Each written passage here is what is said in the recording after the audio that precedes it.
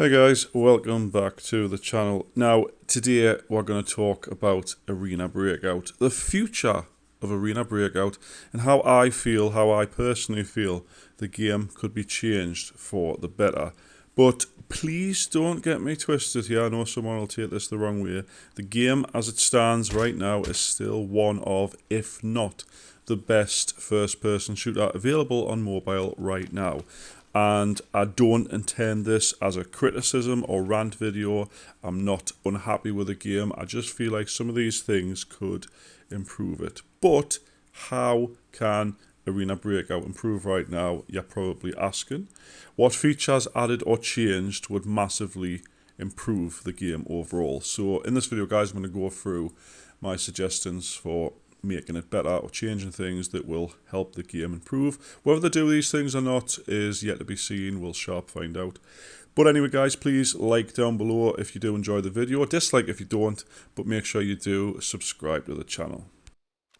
So guys, first of all, let's start with some quality of life adjustments that save a lot of time and frustration when you're playing Arena Breakout. Now, like the ability to move things around your backpack while you're reloading.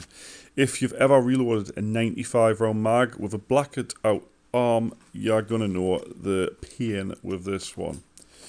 So just basically, if you're reloading your magazine, you can still move things around your backpack, your rig and stuff. You can do it on Tarkov. I don't see why you can't do it on Arena. It's just one of them features that just would make sense rather than just being stuck on a spot for a minute or two while you're reloading. Or what about an auto stacking feature when unloading a mag?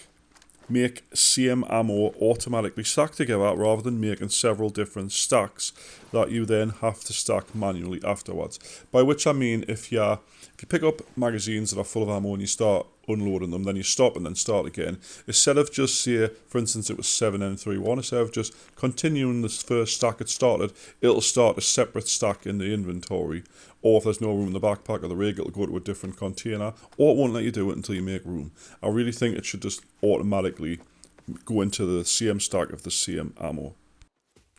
Next, guys, really simple one here. I'd love the ability to reload a mag while sprinting. There was literally no reason at all a person needs to slow down to literally a walk while reloading and then resume sprinting again. Like I say, another feature that Tarkov has, you can reload your magazines while you're sprinting. You can reload your single bullets to your guns while sprinting. This would take away a lot of the frustration of, well, I've just run out of ammo, I can't actually move out the way of this gunshot because I have to momentarily move very slowly while I'm reloading. It just makes no sense to me why it's not a feature yet that, yes, you know what I mean, just run a bit faster while you're reloading, and it's not going to make much difference realistically. It'll just be a bit more easy for everyone who's playing. Now, this one, guys, frustrates me beyond anything. How many times have you died from bleeding waiting on the med animation to finish? Meds literally take too long. Half the use duration is opening and closing a med bag. It's just far too slow. By which I mean, for instance, if you've got a broken limb, okay, and you want to be quick because there's people around the area, and you open up the surgery kit, half the animation is unzipping it and taking it out, and then about halfway through the timer is when it actually starts doing it. Same as when you're medding up. You open the bag zip and then you pull the thing out and then you stick it in your arm. It should just be a bit quicker of the animation so that you actually start healing quicker. Bandages, for instance, you get a bleed in your arm and you got shot a couple of times in your arm, it's red. It's not quite blacked out yet.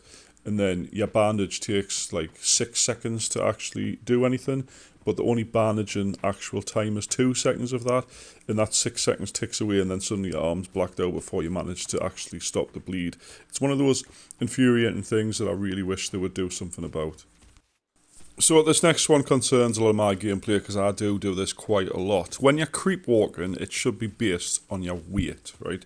The lighter you are, the less noise you should make, and vice versa. A fully kitted, fully loaded player should not be able to make no noise whatsoever creeping along the floor. It's just not realistic. You know, we're not cats at the end of the day. I think if you're very lightly geared, you've got light armor on, you've got one gun and stuff, and you're creeping around, people shouldn't be able to hear you doing it as much as if you are completely fully loaded up. You've got a full backpack, you've got tier 6 on and stuff like that. Everything's heavy. If you're heavy, you would think your footsteps would make more of a thud on the floor and therefore be easier to hear, but it just doesn't work like that whatsoever. Now, on the subject of sound, guys, I firmly believe the sound indicator should be removed entirely. No footsteps, no gunshots, no medden sounds, and no container opening should give a big directional indicator at the top of the screen. We should be able to creep walk, use suppressors, or open a bag without Timmy the Snake knowing our exact location immediately. I really think we should be relying on in-game headphones for distance and stuff, which will then amplify our own headphones or speakers on my phones, whatever, and actually have to listen for movement. Because, for instance, if you're getting pushed by a squad and you have to sit still for a moment or whatever, if you activate creep walk and you crouch down, that should be it. You shouldn't be making any sound indicators. But if you turn to the left and your foot moves, it puts a little white indicator at the top of the screen, and then whoever's there knows exactly where you are, and it makes the whole creep walk of the game completely pointless. The only way you can do it is if you sort of shimmy your joystick to not actually fully do a step so that your foot doesn't hit the ground. So it's like gliding across, which is extremely slow. Bit of a stupid thing you have to do every time you want to creep walk, but you know what I mean. You've got a suppressor on your gun, you shoot someone from miles away, they know exactly what direction you're in. Other people around you, even if you're in a suppressor, know exactly where you are, and it just makes it really difficult and just increases the chance of being third party. I really think they need to do something about the sound indicator. Just remove it, we don't need it. And for the love of God, please, please, please either change, lessen, or completely remove the beep that occurs when you open a secret safe. The 60 seconds of really loud, obnoxious beeping is extremely irritating, annoying. Maybe just beep once every 10 seconds, or just lower the volume of it a little bit, because it makes us not want to open them, and I don't think I'm the only one who feels that way. Right guys, for now at least until another video on the same subject, we're going to move away from the actual in-raid stuff and talk a bit about the out-of-raid stuff. Now, this one is a bit controversial, I don't know whether people will agree or not, but I think the spins are way too expensive.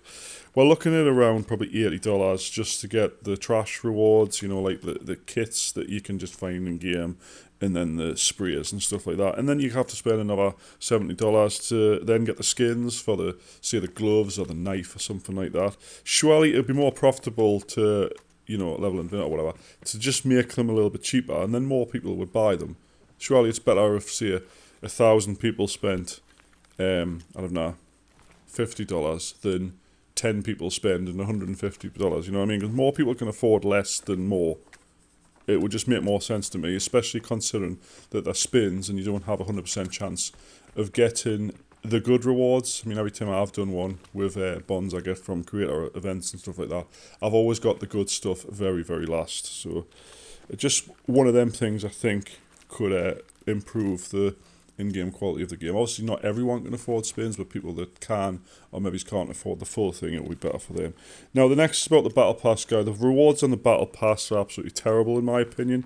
You get a suit at the end of it if you've got the premium side of it, which is fair enough. You get a lot of seasonal points, Battle Pass points you can spend on gear every week, and it resets, and bundles and stuff. That part's fine, but the rest of it, I really think we should at least have a gun skin or two on there, some sprays, a lot of cosmetic things that actually make the Battle Pass worth getting. It just seems to be like, just you get a cosmetic suit and then a ton of in-game stuff that you would otherwise get regardless, we're just playing for extra time. So it just seems a bit stupid to not include more cosmetics in a Battle Pass. Now finally guys, to round off the video, completing Evita's tasks reward you with a bigger keyring. So I think there should be another trader. If you complete all the tasks, the last mission should give you a free safe box. Now, currently, to get a safe box, you either get one from the Battle Pass, which lasts 3 days, or you get a 1 day time limited one from ranking points. You can get it with the coins from ranking, or of course you have to pay for one, minimum being a 4 slot. Even if we could get a free 2 slot, it would make a lot of players' lives much more better, because you know, you find something, for instance a secret document, find a secret document 2 slot, but you can't afford to buy a safe box and then a bot kills you or something, you're going to rage, you know what I mean? I just think quality of life, you get a bigger key ring from a Vita, just give away a free safe from a different trader. Right, guys, if you agree with this video, agree with all the points, please share it around, raise awareness of all these things so the developers get wind of it and stuff like that. Some of them might get implemented, who knows. But let me know your thoughts down in the comments. And as always, I'll see you in the next one. Thanks for watching. Bye-bye for now.